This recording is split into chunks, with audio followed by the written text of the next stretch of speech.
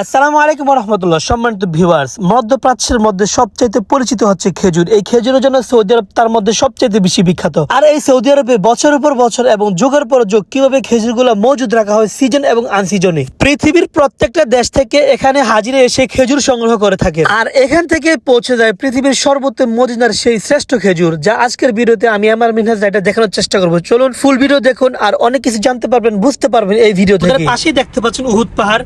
উহুদ পাহাড়ের কুল ঘেঁষে আমি এবং আমার সাথে আছে জুবায়ের সাকি। যাকে বর্তমানে আপনারা আমার ভিডিওর স্ক্রিনে প্রায় সময় দেখে থাকেন। আমরা দুজনে মিলে আজকে আপনাদেরকে দেখাতে যাচ্ছি যে মদিনা শরীফে যখন খেজুরের মৌসুম হয় তখন তো সব খেজুর একসাথে বিক্রি হয় না। কিছু কিছু খেজুর তারা মজুদ করে রাখে বড় বড় ফ্রিজে, যেগুলো সচরাচর সব জায়গায় থাকে না। এই মদিনা শরীফের খেজুরগুলো তারা এক জায়গায় জমা করে রাখে। তো আজকে আমি আর সাকি যাচ্ছি দুজনে মিলে আপনাদেরকে দেখাবো যে কোন জায়গায় এত এত বড় ফ্রিজের মধ্যে তারা কিভাবে এই খেজুরগুলা সংরক্ষণ করে রাখে।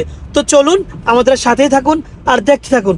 এটাই হচ্ছে সেই ঐতিহাসিক উহুদ পাহাড়। তো আমরা উহুদ পাহাড়ের পাশ দিয়ে যাচ্ছি আর কি। এই যে আশেপাশে দেখতে পাচ্ছেন এই যে খেজুরের বাগান, ওই যে খেজুরের বাগান আর সামনে আছে, এবং উহুদ পাহাড়ের পিছু খেজুর বাগান আছে, আর সামনে তো মরুভূমি। তো চলুন আমরা দেখি এবং শেষ পর্যন্ত দেখার চেষ্টা করবো ইনশাআল্লাহ। একটু আপনাদেরকে জুম করে দেখালে মনে হয় স্পষ্ট বুঝতে পারবেন।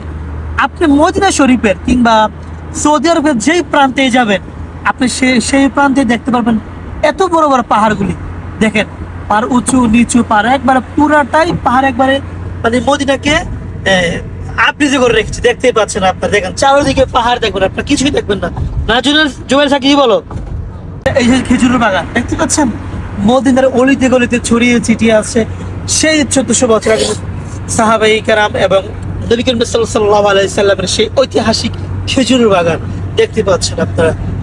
খুবই চমৎকার, খুবই ভালো লাগে আসলে। আপনারা যখন এই মদিনার অলিতে গলিতে হাঁটবেন, প্রত্যেকটা সেক্টরে প্রত্যেকটা স্তরে কোনো না কোথাও মানে প্রত্যেকটা জায়গায় কোনো একটা ঘটনা আছে। সব তো আমরা জানি না, কিন্তু আপনারা বই কিংবা পুরনো কিছু মানে ঘাটাঘাটি করলে আপনারা বুঝতে পারবেন প্রত্যেকটি স্থানে ঘটনা মণ্ডিত এই জায়গাগুলো হচ্ছে, দার্শনিক জায়গা হচ্ছে এগুলো। ফাইনালি আমরা চলে আসলাম সেই কাঙ্ক্ষিত জায়গায় যেখানে আপনার খেজুর জমা করা এই যেগুলো হচ্ছে, কিন্তু এটা সবটাই ফ্রিজ না,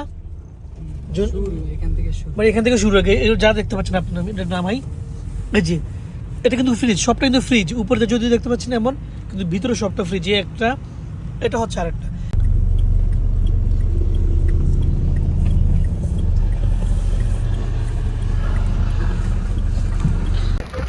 দেখতেই তো আমার পিছনে সামনে সব দিক দিকে হচ্ছে খেজুরের সব জমা করা খেজুরের। এটা হচ্ছে মদিনা শহরের ভিতরে।